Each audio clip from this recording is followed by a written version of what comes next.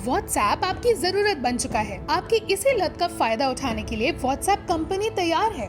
WhatsApp पर पहले आप किसी को कहीं भी कभी भी मैसेज और फोटोज भेज देते थे, लेकिन अब सतर्क हो जाइए क्योंकि कोई आपको देख रहा होगा। जी हाँ, आपने सही सुना, कोई आपको देख रहा होगा। तो आप सोच रहे होंगे वो कौन है?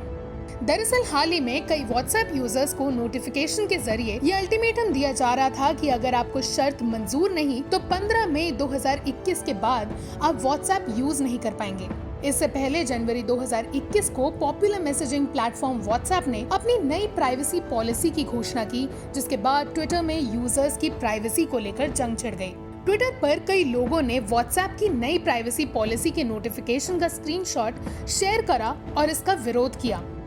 व्हाट्सएप नोटिफिकेशन में यूजर के चैट टैब में लिखा था, we are updating our terms and privacy policy, tap to review. इसका मतलब साफ था कि हम अपनी प्राइवेसी नियम को शर्तों के साथ बदल रहे हैं। आप इसे विस्तार से देख लें। हालांकि इस नोटिफिकेशन को क्रॉस बटन के जरिए हटाया भी जा सकता है। इस नई प्राइवेसी पॉलिसी में व्हाट्सएप यूजर्स का डेटा जैसे mobile number, email ID, phone का मॉडल, लोकेशन की जानकारी समेत कई निजी जानकारियों को फेसबुक और उनकी कंपनीज जैसे इंस्टाग्राम, मैसेंजर और अन्य थर्ड पार्टीज के साथ शेयर करने की बात कही गई थी। और कंपनी ने इस पॉलिसी को रिजेक्ट करने के लिए कोई विकल्प यूजर्स के सामने नहीं रखा था। लेकिन विवाद होने के बाद व्हाट्सएप अपनी अपडेटेड पॉलिसी को लागू नहीं करने की बात कही थी। अब कुछ दिनों के बाद ही एक बार फिर व्हाट्सएप अपनी अपडेटेड पॉलिसी के साथ वापस आ गई है। व्हाट्सएप का कहना है कि उसने यूजर्स के निजता के अधिकार को पूरी तरह से बरकरार रखा है। बिना यूजर की सहमति के उनका डेटा किसी को भी देने का सवाल नहीं है, क्योंकि व्हाट्सएप में लोगों की चैट एन्क्रिप्टेड फॉर्म में रहती है, जिसे ना तो फेसबुक और ना ही कोई थर्ड पार्टी देख सकती है। पहले इस पॉलिसी को अपडेट करने के लिए 8 फरवरी तक का समय दिया गया था, जो बढ़ाकर 15 मई तक कर दी गई है। बता दें कि इस नई पॉलिसी में व्हाट्सएप प्रमुख तौर से यूजर के व्यवसाय यानी बिजनेस ग्रुप्स और उनके लेन देन विवरण और मैसेजेस को ट्रैक और स्टोर करके रखना चाहती है।